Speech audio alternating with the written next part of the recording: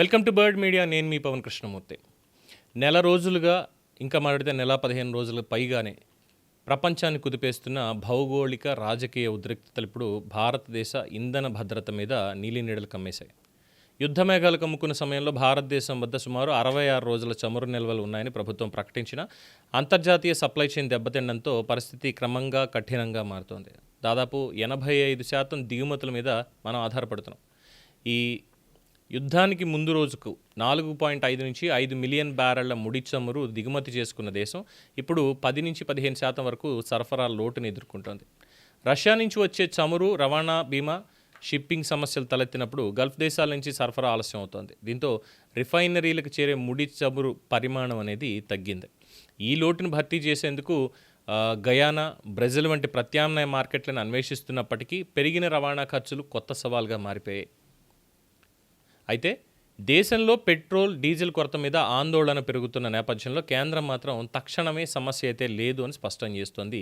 భయంతో అధికంగా ఇంధనాన్ని కొనుగోలు చేయొద్దని ప్రజలకు విజ్ఞప్తి చేస్తోంది. అయితే క్షేత్రస్థాయిలో కొన్ని చమురు కంపెనీలు డిమాండ్కి సరఫరా చేయడంలో ఇబ్బందులు ఎదుర్కొంటున్నాయి అనేది స్పష్టంగా తెలుస్తోంది. అంతర్జాతీయ మార్కెట్లో ధరలు బ్యారెల్కి $100 పైగా కొనసాగితే భారత్ వంటి దిగుమతి దేశాల మీద ద్రవ్యోల్బణ భారం మరింత పెరుగుతుంది. సో ఇప్పుడు ఏంటి? రేషన్ దిశగా పరిస్థితులు వెళ్తున్నాయా?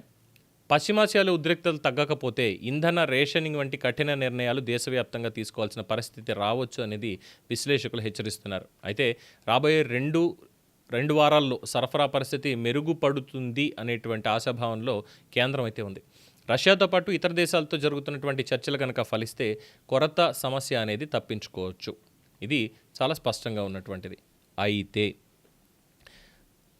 కేవలం 4 రాష్ట్రాలు, మహారాష్ట్ర కావచ్చు, కర్ణాటక కావచ్చు, తెలంగాణ కావచ్చు, ఆంధ్రప్రదేశ్ కావచ్చు, లేదు యూపీలో సమ్ పార్ట్స్, వీటి దగ్గర మాత్రమే కొరత అనేది ఏర్పడింది కొన్ని రోజులు.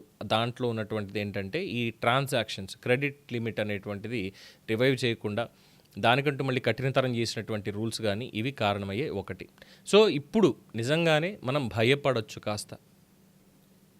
మొన్నటి వరకు కాదు, ఇప్పుడు నిజంగానే భయపడాలి. ఎందుకంటే 66 రోజుల వరకు ఉంది, అందులో మనకి 30 రోజులు అయిపోయాయంటే ఇంకా 33 రోజులకి సరిపడా నిల్వలు మాత్రమే మనకు ఉన్నాయి. అలాగే ఇంపోర్ట్ చేసుకునేటువంటి దాంట్లో డెఫిసిట్ అరౌండ్ 10-15% లో అనేది కనిపిస్తోంది. సో దీంతో ఇబ్బంది అయితే కాస్త తప్పదు. కానీ ఈ అమెరికా వాడు ఎప్పుడు ఏ నిర్ణయం తీసుకుంటాడో తెలియదు. ఇరాన్ తోటి నిన్న కూడా కామెంట్ చేశాడు ఏంటంటే వాళ్ళకి అణు ఒప్పందం ఎలా చేసుకోవాలో తెలీదు అన్నటువంటి వ్యాఖ్యానం. అట్ ద సేమ్ టైం ఇకపై నేను సైనికుల్లా ఉంటాను, సాఫ్ట్గా ఉంటే కుదరదనేటువంటి వ్యాఖ్యానాలు ఇవి చేశారు. అలాగే రష్యా కూడా అమెరికాకి హెచ్చరిక జారీ చేసింది. ప్రపంచ నాశనానికి అడుగులు వేస్తామంటే ఒప్పుకునేటువంటి పని లేదు అనేది చాలా క్లియర్గా చెప్పింది. అమెరికా ఈ మూర్ఖత్వపు లక్షణాన్ని తగ్గించుకోవాలి, ప్రపంచ దేశాల పరిస్థితిని కూడా గమనించుకోవాలి.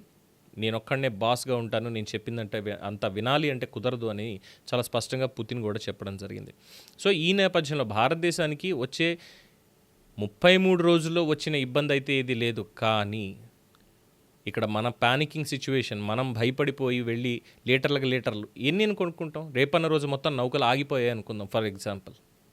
ఈ 33 రోజుల తర్వాత, 33 రోజులు కూడా కాదు, ఈ వారంలోనే వచ్చే నౌకలు తీసుకొచ్చేటువంటిది ఏదైతే ఉన్నాయో, సరే ఇంకొక 10 రోజులు అదనంగా వచ్చేటువంటిది ఉంది. ఇమీడియట్గా నౌకలన్నీ ఆగిపోయాయి, మనకి ఎక్కడి నుంచి రాదు అనుకుందాం. మన దగ్గర ఉన్నటువంటి నిల్వలు కేవలం 45 రోజులకి మాత్రమే సరిపడా ఉన్నాయి. 45 రోజులు వాళ్ళు రిఫైనరీల నుంచి మొత్తం దాన్ని చేసి మనకు పంపించేస్తారు. పెట్రోల్, డీజిల్ వచ్చేస్తుంది. మనం వెళ్తాం, పానిక్ అయిపోయి ప్రతిరోజు ట్యాంకులు కొట్టుకొచ్చి ఇంట్లో పెట్టేసుకుంటాం. ఎన్నాళ్ళని వాడతాం? అది అయిపోతే, అప్పటికి పరిస్థితి కొలిక్కి రాకపోతే ఏం చేయగలుగుతాం మనం? సో పానిక్ అవ్వడం కంటే దాని ప్రత్యామ్నాయం ఏంటి అనేది ఆలోచించుకోవాలి. At the same time central government కూడా చేయాల్సింది.